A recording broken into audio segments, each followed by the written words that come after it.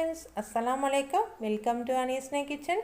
இன்னைக்கு நம்ம வீடியோல வந்து குழந்தைகளுக்கு ரொம்பவே விருப்பமான டோனட் வந்து வீட்லயே எப்படி செஞ்சு கொடுக்கலாம் அப்படின்றத இன்னைக்கு நம்ம வீடியோக்குள்ள போய் பார்க்க போறோம்.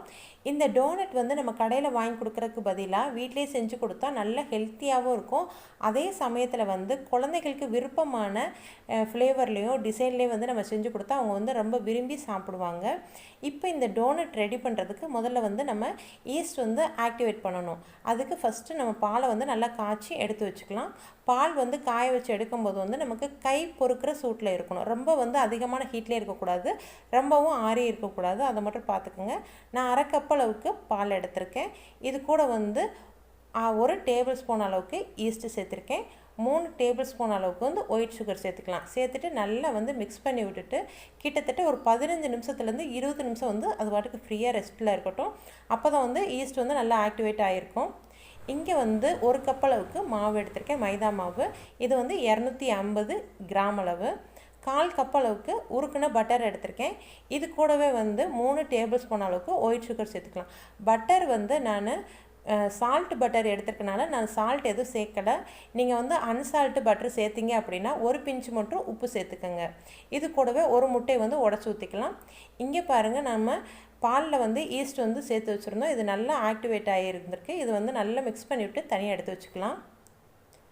இப்போ நம்ம முட்டையில சேர்த்த மாவை வந்து ஓரலா வந்து மிக்ஸ் பண்ணி விட்டுக்கலாம். அந்த முட்டை அந்த சீனி எல்லாமே வந்து அந்த மாவு கூட மிக்ஸ் ஆகிற அளவுக்கு நல்லா வந்து கிளறி விட்டுக்கங்க.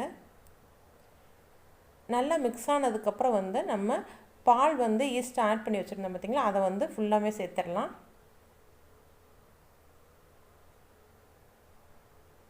நான் எடுத்துர்க்க 250 கிராம் அளவுக்கு மாவுக்கு அந்த 1/2 கப் அளவுக்கு பால் வந்து கரெக்ட்டாவே இருக்கும். உங்களுக்கு அதிகமான அளவுக்கு கையில ரொம்ப பிசுபிசுன்னு ஒட்டுது அப்படினா ஒரு 2 டேபிள் ஸ்பூன்ல இருந்து 1 டேபிள் ஸ்பூன் மட்டும் மைதா மாவு சேர்த்துட்டு பிசைஞ்சுக்கங்க. ஆனா எனக்கு வந்து கரெக்ட்டா இருந்தது. நீங்க பிசையும்போதே வந்து நல்ல கையில வந்து அழுத்தம் கொடுத்து முதல்ல பிசைஞ்சிருங்க. அப்பதான் வந்து அந்த டோனட் வந்து நல்லா உப்பி வரும் நமக்கு. நல்லா அழுத்தம் கொடுத்துட்டு நல்லா வந்து ஒரு பால் மாதிரி உருட்டி இதே பவுல்லே வச்சிருங்க. பாருங்க நல்லா உருட்டி வச்சிருக்கேன். இது வந்து மேல காயாம இருக்குிறதுக்காக கொஞ்சமா வந்து 1 டேபிள் ஸ்பூன் அளவுக்கு பட்டர் எடுத்து மேல வந்து நல்லா அப்ளை பண்ணிருங்க. அப்ளை பண்ணிட்டு ஒரு டவலோ அல்லது மூடியோ போட்டு நல்லா மூடி போட்டு ஒரு 2 மணி நேரம் வந்து அது ரெஸ்ட்ல இருக்கட்டும். அப்பதான் வந்து சின்ன சைஸ்ல இருக்க பால் வந்து நல்லா உப்பி நல்ல பெரிய பாலா வந்து கிடைக்கும். இப்போ கிட்டத்தட்ட 2 மணி நேரம் ஆயிருச்சு. பாருங்க எவ்வளவு அழகா வந்திருக்குன்னு. சூப்பரா டபுள் ஆயி வந்துருச்சு. இதுக்கு அப்புறம் வந்து நம்ம மாவு வந்து ரொம்பவே அழுத்தம் கொடுத்து பிசைய கூடாது. லைட்டா வந்து சாஃப்ட்டா மட்டும் கையில வந்து பிசைஞ்சா போதும். அப்பதான் வந்து இப்ப கையில லேசா ஒட்டற மாதிரி இருக்கும். நம்ம லைட்டா பிசைய வந்து கையில ஒட்டாம கரெக்ட்டா வர ஆரம்பிச்சிரும்.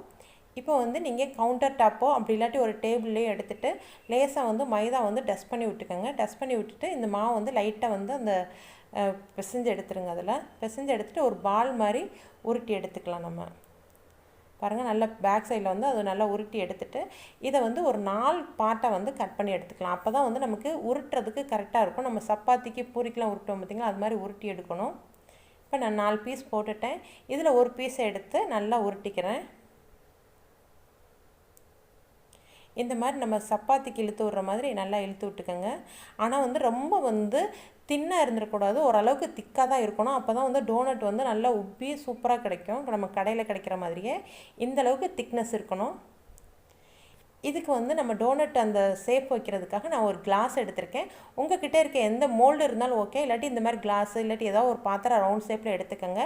உள்ள வந்து ஒரு குட்டி ஓட்டை போடணும். அதுக்கு வந்து நான் குட்டி மூடி எடுத்துர்க்கேன். உங்க கிட்ட வந்து வாட்டர் பாட்டிலோட மூடி இருந்தா கூட அத கூட வச்சு நீங்க ஹோல்ஸ் போட்டுக்கலாம். ஆனா அழுத்தம் கொடுத்து வந்து நீங்க ஹோல்ஸ் போட்டா தான் வந்து அது மாவு வந்து நல்லா பிரிஞ்சு வந்திருக்கும். இப்போ மீத உள்ள மாவெல்லாம் வந்து எடுத்துட்டு மறுபடியும் அதே மாதிரியே நம்ம உருண்டை ஊட்டி எடுத்து வச்சுக்கலாம். பாருங்க சூப்பரான டோனட் வந்து நமக்கு ரெடி ஆயிருச்சு. நம்ம எல்லாமே ரெடி பண்ணி வச்சிட்டேன். இங்க வந்து ஒரு கடாயில வந்து ஆயில் ஹீட் பண்ணிருக்கேன். ஆயில் வந்து ரொம்ப அதிகமான அளவுக்கு இது ஓரளவுக்கு வந்து லைட்டா தான் ஹீட்டா இருக்கணும். நம்ம போடும்போது வந்து ரொம்ப கொதிச்சு ஒரு மாதிரி வரும் பாத்தீங்களா, அந்த மாதிரி இருக்கவே கூடாது. நான் இப்ப போட்டுக்கிறது வந்து கரெக்ட்டா இருக்கும்.